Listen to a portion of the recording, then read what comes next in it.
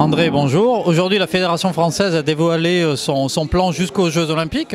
Alors, les maîtres mots sont un petit peu excellence et professionnalisation. Est-ce que tu peux nous donner un peu les grandes lignes de ce plan ?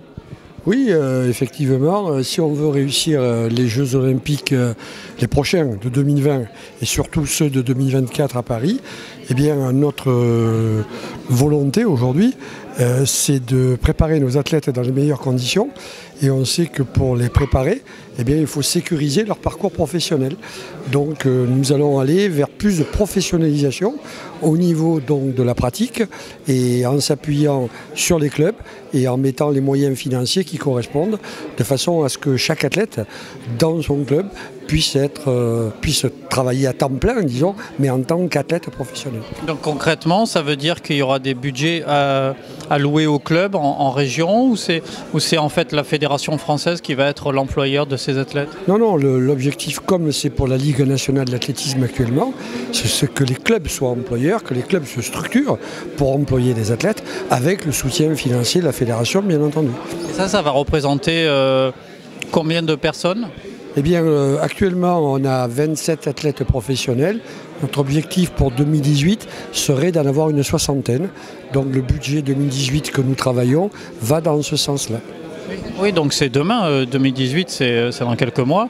Et ça va monter encore jusqu'à 2024 ou ça va stabiliser à une soixantaine ? Eh bien, notre souhait, bien entendu, c'est d'avoir le maximum d'athlètes à fort potentiel. Donc on ne peut pas dire aujourd'hui ce que ça sera en 2019, 2020 et même par la suite. Mais toujours est-il que chaque année, nous allons faire en sorte de repérer les athlètes qui ont un fort potentiel, qui peuvent être finalistes ou médaillés aux Jeux Olympiques, et qu'au lieu de les laisser se débrouiller tout seuls, nous allons mettre les moyens nécessaires pour qu'ils puissent, disons, évoluer en toute sécurité dans leur préparation pour l'objectif de la médaille ou de la place de finaliste. Alors, dans la conférence, on a vu aussi que de plus en plus la fédération se professionnalisait et ressemblait de plus en plus à une entreprise du secteur privé, on va dire. C'est une volonté de modifier, de s'adapter à l'ère du temps ? Eh bien, effectivement, aujourd'hui, le sport ne peut pas échapper aux évolutions de la société et on ne peut pas concevoir aujourd'hui du sport de haut niveau sans professionnalisation. Et une fédération comme la nôtre, sport olympique numéro 1, ne peut pas se contenter de faire du bricolage. Donc depuis plusieurs années, mon prédécesseur Bernard Amsalem avait lancé cette dynamique.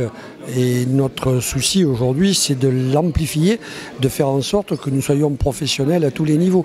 Ce qui ne veut pas dire qu'on ne continuera pas à s'appuyer sur l'investissement des bénévoles, mais on a besoin, autour des bénévoles, d'avoir des compétences très pointues, ne serait-ce que lorsqu'on organise, par exemple, un événement. Donc tout ça, ça fait partie d'un plan global de la politique fédérale où on va vraiment s'attacher à faire en sorte comme vous le disiez au départ de l'interview, d'avoir une excellence à tous les niveaux. Au niveau des athlètes, au niveau des entraîneurs, mais aussi au niveau des dirigeants. Merci André. Merci.